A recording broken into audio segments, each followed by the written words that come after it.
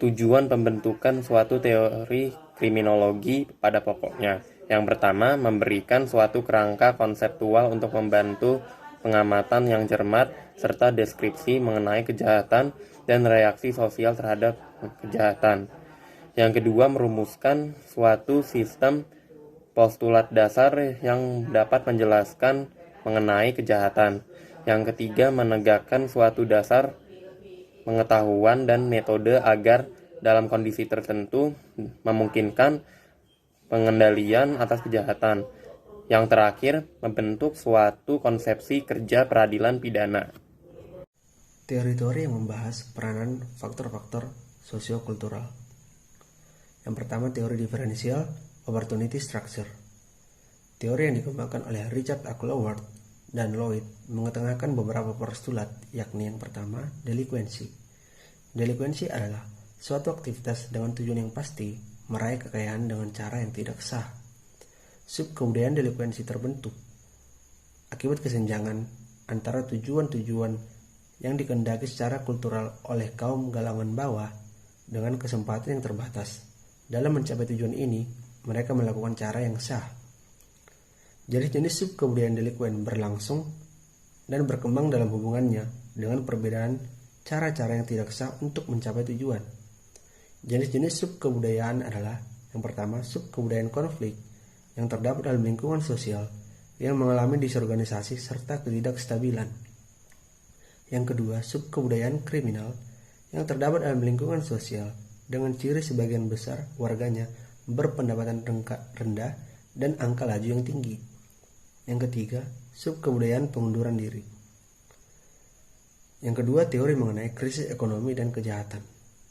Istilah krisis yang dimaksudkan adalah suatu konsep yang tidak hanya menyangkut disfungsi ekonomi dari suatu jenis resesi saja.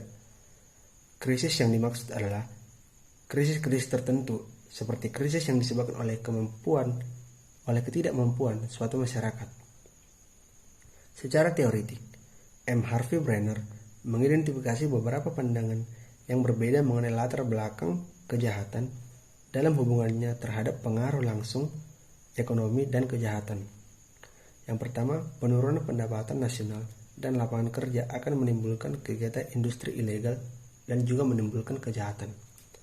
Yang kedua, sebagai akibat krisis ekonomi yang menimbulkan pengangguran, sejumlah warga masyarakat menganggur dan kehilangan penghasilannya. Akibat dari ini, masyarakat dapat melakukan tindak kejahatan demi mencukupi kebutuhan kehidupannya sehari-hari. Yang kedua, teori-teori yang membahas faktor-faktor interaksi. Yang pertama ada teori transmisi kebudayaan. Pada wilayah-wilayah berstatus ekonomi tinggi dengan angka laju delikuensi rendah, umumnya terdapat suatu persamaan dalam sikap para penghuninya terhadap nilai-nilai konvensional dan terutama sikap-sikap yang berhubungan dalam kesejahteraan anak. Itu tidak berarti bahwa setiap kegiatan yang melibatkan anggota masyarakat tunduk terhadap hukum. Kebalikannya, pada wilayah-wilayah dengan status ekonomi yang rendah yang berangka delikuensi tinggi ditandai dengan perbedaan yang luas dan norma-norma dan standar perilaku. Yang kedua, ada teori differential association. Teori ini mengatakan suatu penjelasan sistematik mengenai penerimaan pola-pola kejahatan. Kejahatan diperoleh melalui interaksi dengan orang-orang lain dalam kelompok-kelompok pribadi yang intim. Proses belajar itu menyangkut teknik-teknik untuk melakukan kejahatan seperti motif, dorongan, dan pembenaran yang mendukung dilakukannya kejahatan. Edwin Huss Sutherland dan Donald Cressy dalam kerangka teori differential association berpendapat sebagai berikut. Yang pertama, kejahatan dipelajari secara negatif ini berarti bahwa kejahatan itu tidak diwariskan. Yang kedua, kejahatan dipelajari dalam interaksi dengan orang lain melalui proses komunikasi.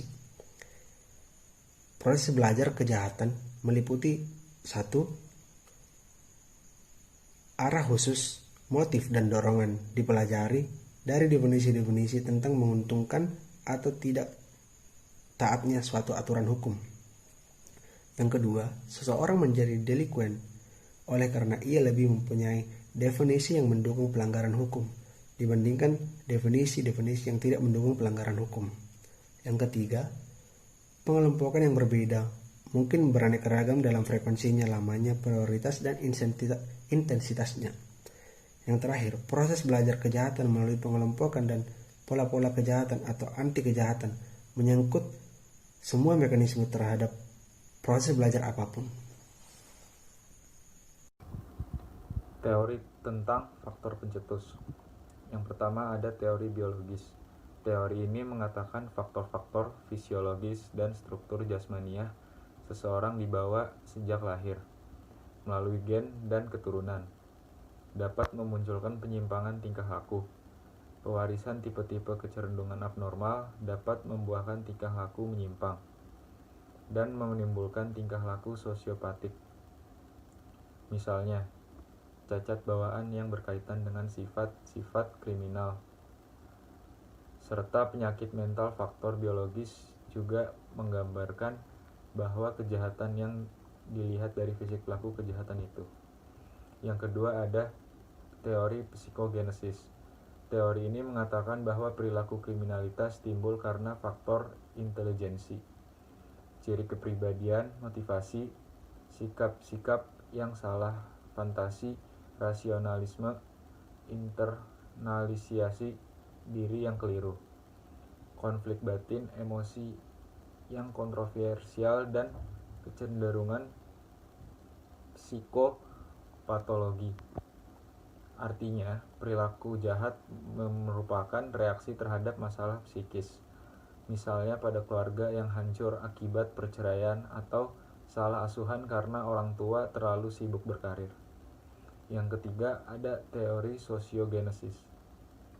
Teori ini menjelaskan bahwa penyebab tingkah laku jahat murni sosiologis atau sosial psikologis adalah pengaruh struktur sosial yang deviatif, tekanan kelompok, peranan sosial, status sosial, atau internalisasi simbol yang keliru.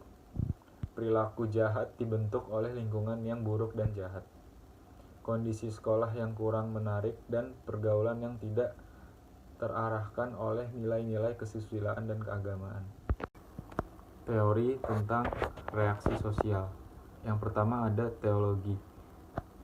Teologi adalah ilmu yang mempelajari segala sesuatu yang berkaitan dengan keyakinan beragama. Teologi meliputi segala sesuatu yang berhubungan dengan Tuhan. Para teolog berupaya menggunakan analisis dan argumen-argumen rasional untuk mendiskusikan, menafsirkan, dan mengajarkan salah satu bidang dan topik-topik agama. Kedua adalah teori tentang manusia. Disebutkan bahwa manusia adalah makhluk yang bertanya. Dalam hal ini, manusia sebagai makhluk yang mempertanyakan dirinya sendiri dan keberadaannya dalam kosmos secara menyeluruh. Atas keingintahuan manusia akan posisi dalam alam, itulah manusia sadar bahwa dirinya adalah seorang penanya. Jika kita menuntut jauh ke belakang, sebelum manusia mengenal peradaban, persoalan-persoalan filsafat sudah menjadi bagian dari kehidupan manusia. Yang ketiga ada kemauan bebas. Ini adalah kemampuan untuk memilih di antara berbagai rencana tindakan berbeda yang memungkinkan. Hal ini terkait erat dengan konsep tanggung jawab, pujian, kesalahan, dosa, dan penilaian-penilaian lain yang hanya berlaku pada tindakan-tindakan yang dipilih secara bebas. Yang keempat ada gangguan jiwa. Ini merupakan pola perilaku yang ditunjukkan pada individu yang menyebabkan distres, menurunkan kualitas kehidupan, dan disfungsi. Hal tersebut mencerminkan disfungsi psikologis, bukan sebagai akibat dari penyimpangan sosial maupun konflik dengan masyarakat. Kelima ada fisiologi atau ilmu FAL. Ini adalah salah satu dari cabang-cabang biologi yang mempelajari berlangsungnya sistem kehidupan.